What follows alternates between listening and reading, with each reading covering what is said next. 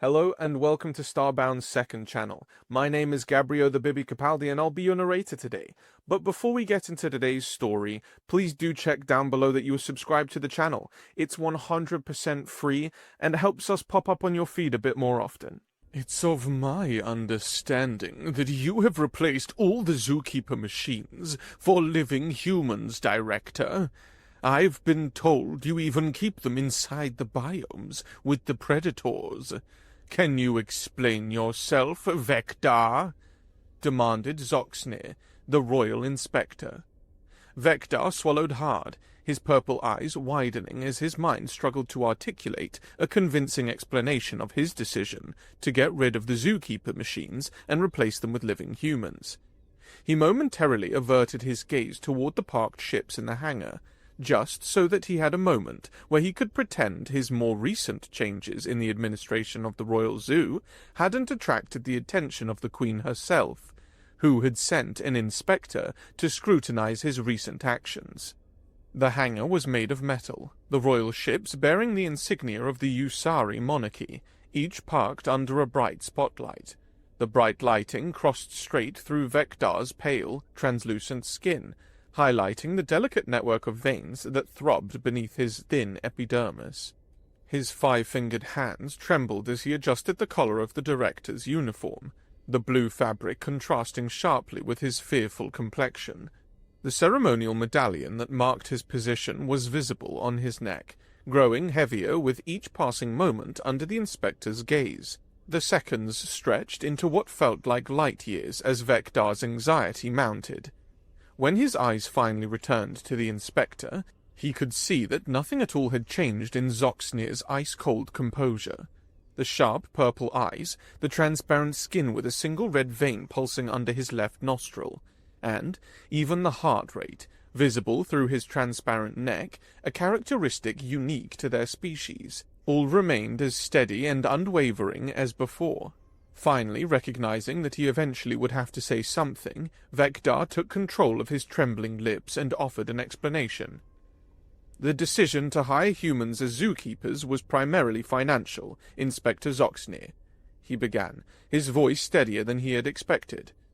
By replacing the keeper machines with humans, we've reduced operational costs by nearly 40%.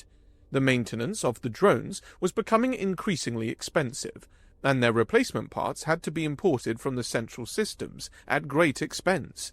Humans, on the other hand, require only basic accommodations and sustenance. He paused, flexing his 5 digits nervously before continuing. But more importantly, the animals are healthier and happier now that the humans are taking care of them. Their reproduction rates have increased, aggressive behaviors have decreased, and overall, the exhibits have never been more successful. The Queen herself commented on the improved conditions of the Triaxian wolf pack during her last visit, though I don't believe I mentioned the management changes at that time. Zoxnir crossed his arms over his royal inspector's robes, but changed the position of his left arm slightly to the side, a deliberate action to keep his royal emblem in Vector's line of sight. I find it difficult to believe that any species, no matter how primitive, would work for less than machines that don't even need to eat, he said, his voice as rispid as his posture. And I certainly don't believe that humans could be good at taking care of anything. Their species' reputation tells me that they excel at fighting and solving problems through brute force, not at providing care for others. Their history is picture of destruction, not nurturing. Even the archives in the Great Library document 17 separate conflicts within their own planetary system in just the last century. Vector felt a bead of moisture form at his temple, the Usari equivalent of sweat. His hand instinctively moved to wipe it away before the inspector could notice.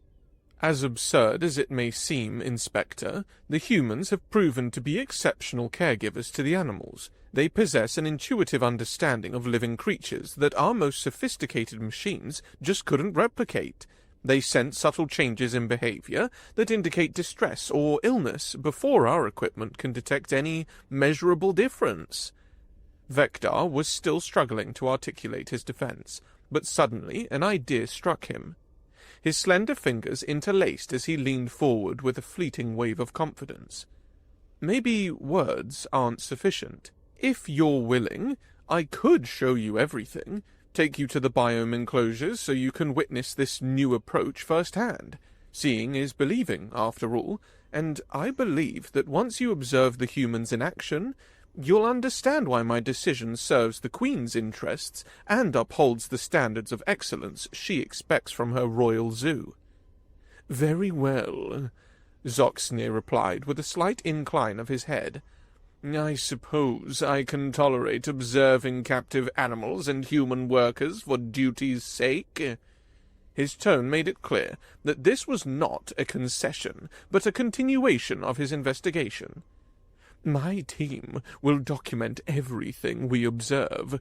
Be aware that any discrepancies between your claims and our findings will be noted with particular emphasis. Vector nodded, relief washing over him at having bought more time. He gestured toward the exit of the hangar, leading the way as Zoxnir and his guards followed like silent ghosts, their movements fluid and synchronized in a way that made them seem more like a single organism than individual beings. Their footsteps echoed in perfect harmony down the long corridor that connected the hangar to the main facility, and occasionally one of the inspector's assistants would raise a 5-digited hand to capture an image or something that caught their interest, the subtle sound of their recording devices punctuating the silence. The corridor opened into a vast central hub, where various pathways branched toward different sections of the zoo. A few off-duty staff members, all Usari, quickly averted their eyes when they noticed the royal insignia on Zoxnir's robe, hurrying to appear busy or simply ducking into adjacent hallways to avoid scrutiny. As they reached the far end of the hub, Vector motioned towards a sleek, hovering vehicle designed for zoo tours. Its elongated form resembled an aquatic creature, with a transparent canopy that offered panoramic views and comfortable seating for up to 10 passengers. The zoo spans over 500 kilometers, he explained, his 5 fingers already reaching for the activation panel. This will allow us to cover more ground quickly. I suggest we begin with the predator enclosure. I believe it will provide the most compelling evidence of the human's effectiveness. Without waiting for a response, Zoxnir and his 4 guards boarded the vehicle, arranging themselves in rows. Their weapons, slender rods that could extend into formidable energy staves at a moment's notice, remained secured at their sides, but their positioning made it clear they would be deployed instantly if needed. I hope that what you'll see today will be sufficient to satisfy your inquiries, Inspector, he said, steering the transport out of the docking bay and onto the broad pathway that wound through the administrative section of the zoo. The journey to the predator enclosure took several long minutes, filled with awkward silence. Vector attempted small talk about the weather systems in the various biomes, yet Zoxnir merely responded with non-committal grunts, his attention seemingly focused on the screens of his personal data device, where he occasionally made notes with quick taps of his transparent hand. At last, they arrived at the massive transparent wall of the predator enclosure. The barrier, nearly 30 meters high and constructed of a material as strong as diamond, separated the visitors from the recreated alien ecosystem within. A handful of Usari families were already gathered along the observation area, their children pressed against the glass, pointing and capturing images with their recording devices.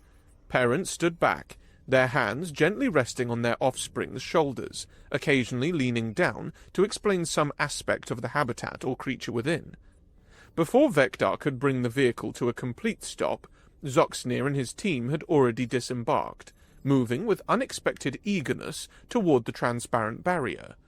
They leaned forward, their faces inches from the impenetrable wall, their purple eyes scanning the landscape beyond. Vector hurried to join them, maneuvering past a small group of school-aged Usari. He was anxious that without proper context the inspector might form a negative impression. The contained biome stretched so far that the ceiling vanished into an artificial horizon, creating the perfect illusion of an alien world. Rust-colored vegetation dotted the rocky terrain, with tall, spiraling formations resembling Earth's stalagmites rising from the ground at irregular intervals. A purple-hued river snaked through the landscape, its banks teeming with smaller creatures that served as prey for the enclosure's main inhabitants. Vector followed Zoxnir's gaze and immediately identified what had captured the inspector's attention. Soaring above one of the rock formations was a Merr, a majestic predator standing over 3 meters tall when at rest. With a wingspan of nearly 8 meters, its leathery, red wings moved, creating waves of crimson with each powerful stroke. The creature's elongated head featured 6 eyes on each side, offering a 360-degree field of vision. Its body tapered to a spiked tail that served both as a weapon and a rudder during flight. Before the humans were introduced, Vector explained, pointing at the magnificent creature with an outstretched finger. We lost at least 1 drone every 3 days to the Merrs. They're from Culvaris, a high-gravity world with extreme atmospheric conditions. No machine we designed could manage them without causing harm. The drones were either destroyed by the Merrs or forced to employ restraint measures that caused the creatures physical and psychological distress. We tried 17 different drone models over a period of 5 years, each more sophisticated than the last, and still couldn't resolve the issues. I assume you're about to tell me how humans solved this problem for you? Zoxnir said, his tone dripping with skepticism. He tapped his data device, and one of his assistants immediately moved to a better position to capture imagery of the Merr in flight. Vector hated the tone and having his intentions read so transparently, but he swallowed his anger and spoke as evenly as he could. Yes, the humans found a solution where our technology failed, he confirmed, directing the inspector's attention to a figure moving across the rocky terrain below. A human, small against the background of the massive landscape, walked confidently beside a grounded Merr, guiding it with what appeared to be nothing more than a thin, almost fragile-looking leash. The human's specialized suit couldn't hide the casual way with which they moved alongside the potentially lethal predator. Occasionally, the human's hand would reach up to stroke the creature's neck in a gesture that seemed almost affectionate. What you're witnessing is revolutionary, Vector continued, unable to keep a note of pride from his voice. The humans have established flying competitions for the Merrs. Both species enjoy these events tremendously. Previously, the Merrs were chronically bored, despite how many kilometers we expanded their habitat. They fought among themselves, often inflicting serious injuries. Now, the humans ensure they're never understimulated. They've created obstacle courses, hunting simulations, and even social activities that stimulate the Merrs' competitive behaviors. He tapped a control on his wrist device, bringing up an array of charts and graphs. The reproductive rates of the Merrs has reached parity with their native world populations. There's no greater proof that the humans have made them genuinely happy.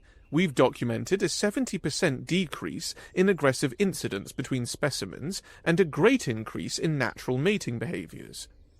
The inspector stepped back from the glass, turning to stare directly into Vector's eyes. These humans must be astronomically expensive, he said, his fingers drumming against his data device. Any intelligent species would charge a premium to put themselves in such danger. Are you diverting funds from other areas of the zoo's operations? Perhaps neglecting less visible aspects of maintenance or care? The Queen would be most displeased to learn her royal zoo was being mismanaged financially, especially after the last budget increase she personally approved on your recommendation. Vector opened his mouth to respond, but found himself suddenly at a loss for words. How could he explain the peculiar arrangement he had with the humans without making it sound suspicious? The truth was so bizarre that even he sometimes questioned whether he fully understood it. As he struggled to articulate a reply, his fingers fidgeting nervously with the edge of his uniform, A movement from the other side of the transparent wall caught everyone's attention. A human astride a Merr soared past, mere meters from the barrier, the creature's wings creating a whooshing sound that was audible even through the thick divider. The Merr executed a complex aerial maneuver, spinning in a tight spiral before leveling out and gliding parallel to the observation area. The human rider leaned close to the predator's neck, one hand on the specialized harness, the other extended outward for balance. Both human and Merr seemed to be moving as a single entity, their movements synchronized in a way that no machine could have achieved. Several visitors gasped and applauded at this impressive sight. The unexpected performance bought Vector precious seconds to collect his thoughts. The financial arrangement is actually the most remarkable aspect. He finally begun his explanation. The humans mostly agree to work for free. They have sponsors from their own species, and they've developed what they refer to as a new sport. I must admit that I don't fully understand all the intricacies of their social and economic structures. I prefer not to micromanage once I've found effective solutions. His fingers spread in a gesture that conveyed both pride and a touch of humility. What matters is that humans and animals are happy together. We provide medical assistance when accidents occur, which is rare but inevitable when working with predators of this size. That minimal expense has been sufficient to avoid any complications. In fact, our medical costs have decreased by 12% since implementing this system, as humans are far more effective at preventing injuries than our previous automated solutions were. The inspector stared at him for what felt like an eternity, his expression unreadable behind the cultural mask of Usari formal interactions. His hands were clasped behind his back, a posture that signaled deep contemplation in their species. "So what you're telling me," Zoxnir finally said, his voice soft but dangerous, "is that you don't understand your own operation. You've allowed an alien species to essentially take control of a significant portion of the royal zoo without comprehending their motivations or methods. From where I stand, Director, it appears you are either incompetent or deliberately obscuring something. Neither reflects well on your ability to run this institution." He straightened his robe, the royal emblem flashing once more as he adjusted it with quick movements of his 5 digits. "Show me more, and I suggest you prepare a better explanation of how this arrangement functions, or I will have no choice but to include your apparent incompetence in my report to Her Majesty. The Queen does not appreciate being kept in the dark about operations conducted in her name." The threat hovered in the air like a toxic cloud as Vector led the group back to the transport vehicle, his heart beat rapidly in his chest, a duet of anxiety that threatened to overwhelm him. His 5 fingers trembled slightly as he activated the vehicle's systems, but he forced himself to appear composed. "The next biome houses the animal species from the Myriadian system," he said, injecting confidence into his voice despite his inner turmoil. "There, the humans have developed an entirely different approach that has resulted in significant improvements to the creature's happiness. I believe it will provide a clearer picture of the overall benefits of our new management system." As the vehicle glided away from the predator enclosure, Vector's mind raced, searching for a way to satisfy the inspector's demands. He genuinely worried about the well-being of the human employees who had found purpose and joy in their work here, and about the animals that had thrived under their care. Most of all, he worried about his own position, not merely out of self-interest, but because he knew whoever replaced him would likely dismantle everything he had built, returning to the cold, inefficient methods that had caused so much suffering before. As their journey continued, he concluded that the fate of his zoo, and perhaps the unique interspecies relationship he had fostered, now rested on his ability to convince a royal bureaucrat that humans were more than the violent, primitive species the Usari believed them to be. As they approached the new biome, Vector took a deep breath, steadying himself for what might be the most important presentation of his career. His fingers gripped the controls tightly, drawing strength from the knowledge that what he had created here was worth fighting for, no matter how difficult the battle ahead might prove to be. The vehicle slowed as it approached the next biome. Unlike the rocky landscape of the predator enclosure, this habitat was a vast green field that stretched toward a distant tree line. Soft, emerald grasses swayed gently in the artificial breeze, punctuated by scattered rocks of various sizes that provided shelter and shade. Several small puddles dotted the landscape, their surfaces disturbed by the movement of tiny furred creatures. The transparent barrier separating visitors from this pastoral scene appeared noticeably thinner than the formidable wall of the predator enclosure. Before Vector could bring the vehicle to a complete stop, Zoxnir and his guards had already disembarked, repeating their earlier behavior. However, this time they maintained their distance from the transparent wall, standing several meters back and observing the scene with what appeared to be a mixture of confusion and disdain. Their posture had changed, becoming more rigid, and Vector noticed one of the guards whispering something to another while pointing toward the enclosure. Vector approached cautiously, sensing the shift in mood. As he drew closer, Zoxnir's voice cut through the air like a knife. "What is the meaning of this?" the inspector demanded, his voice rising to a pitch Vector hadn't heard before. "Director, explain yourself immediately." Startled by the outburst, Vector quickly turned his attention to the interior of the biome, searching for whatever had provoked such a reaction. What he saw was a scene he had witnessed countless times before, but now viewed through the critical eyes of the inspector. Inside the enclosure, a group of exars, fluffy, multicolored herbivores resembling a cross between earth sheep and large rabbits, were being herded across the field. But what had clearly upset the inspector wasn't the exars themselves, but rather what was guiding them. A sleek, four-legged predator with pointed ears and an alert expression that Vector recognized as what humans called a dog. The canine moved around the perimeter of the exar group, occasionally darting forward to redirect a stray, but never showing aggression beyond what was needed to keep the herd together. This is our innovative herding solution," Vector explained, his voice trembling under Zoxnir's glare.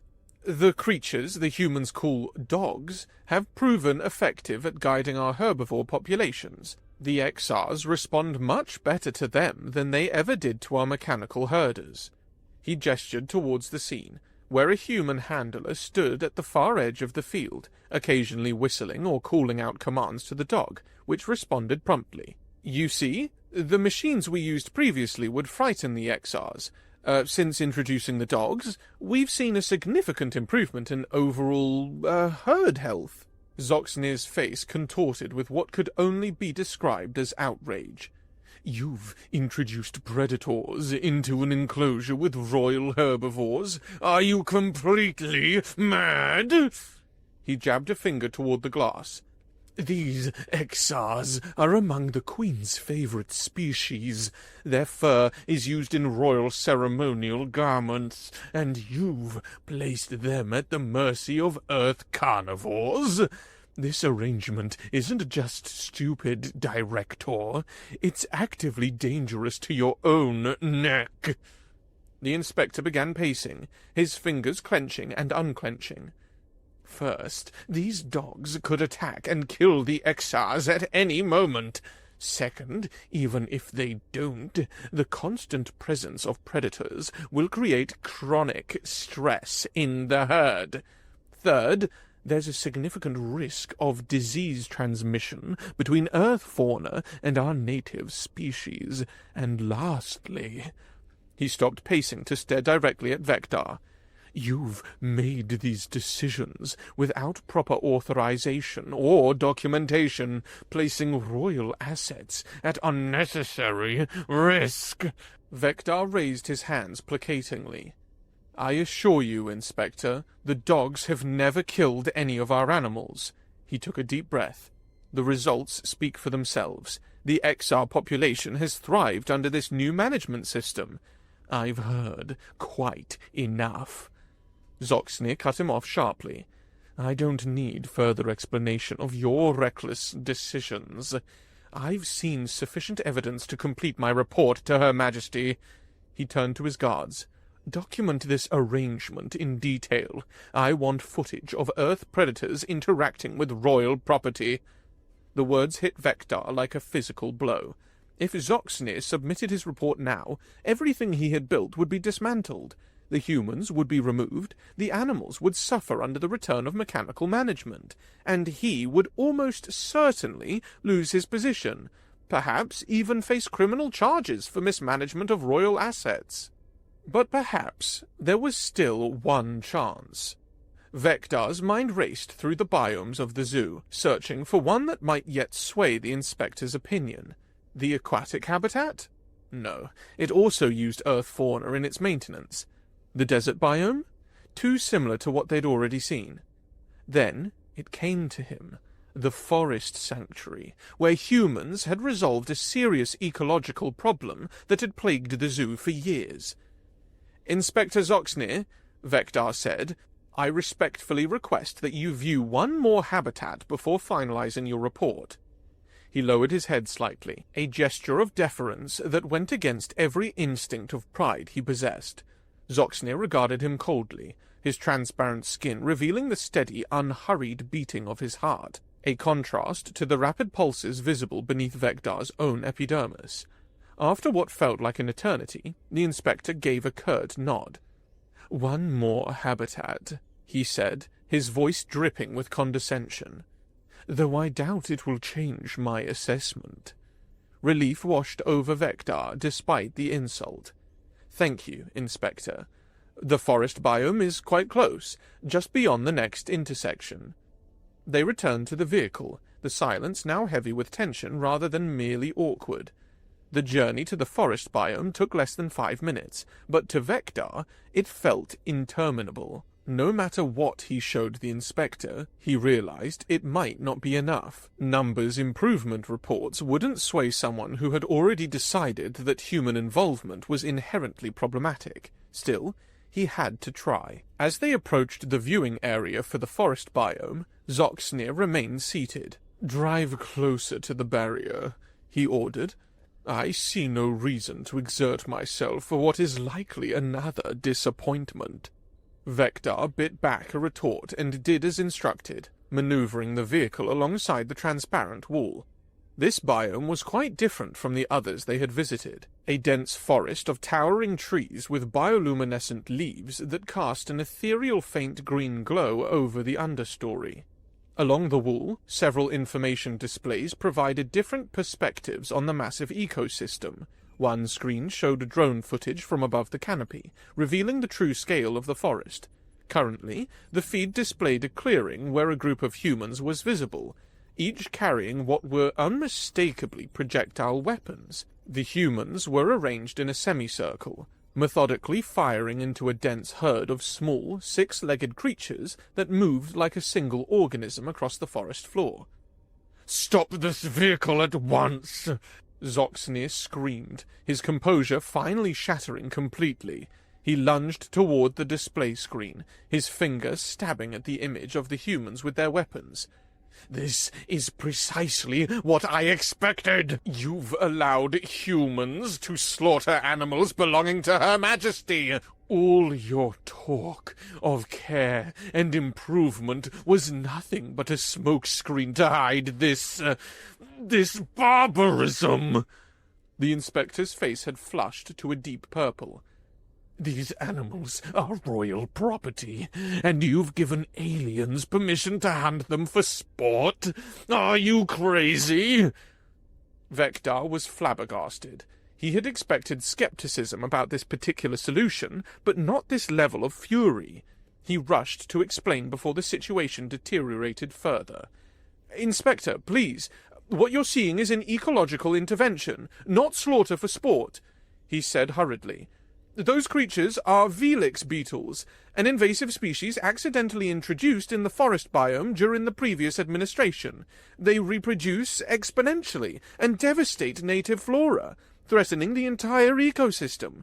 Before the humans offered their assistance, we were forced to deploy military-grade drones to cull the population, at enormous expense that we have now eliminated. Zoxnir was not placated.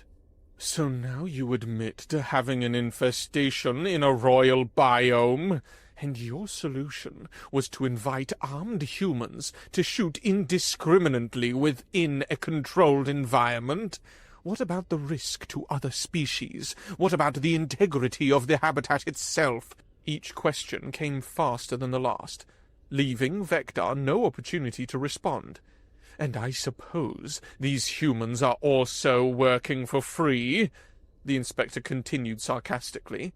Out of their famous generosity and love for alien ecosystems, you expect me to believe they receive no compensation for this convenient service? Vector knew that nothing he could say would salvage the situation, but he tried nonetheless. The human hunters work only for the meat and hides of the beetles, which they consider delicacies and valuable materials, he explained, knowing how strange it would sound. They actually compete for the opportunity to participate in these culling operations. We save millions of credits annually by not purchasing military drones, while achieving better results with less collateral damage to the ecosystem. The inspector's face had moved beyond purple to an alarming shade of violet. "That's it. This inspection is concluded," he snapped. "Director Vector, consider yourself relieved of duty pending the Queen's review of my report. I've seen more than enough to recommend immediate termination of your employment and a complete reversal of these reckless policies."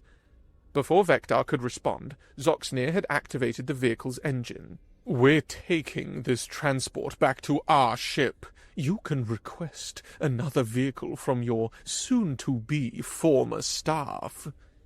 With that, the inspector and his guards sped away, pushing Vector aside, leaving him standing alone beside the forest biome viewing area. For several long moments, Vector simply stood there, then slowly moved to a quiet corner away from the handful of visitors who had witnessed the confrontation. He leaned his head against the cool surface of the wall, not crying. Usari physiology didn't allow for tears, but taking time to process the certainty that he would lose his position. After all his work, all the improvements, all the care he had put into making this zoo a place where both animals and their caretakers could enjoy, it would all be undone by someone who couldn't see past their prejudice against humans. A gentle pressure on his shoulder startled him from his thought. When he turned, he found himself face to face with a group of human hunters, still carrying their weapons, who had apparently noticed his distress from within the biome and come to the barrier to check on him. The one Vector knew personally, Derek, a veteran hunter with a scarred face and kind eyes, stood at the front of the group. "You okay, Director?" he asked, his voice slightly muffled by the communication system built into the wall. "We saw that official-looking fellow storming off with your rod.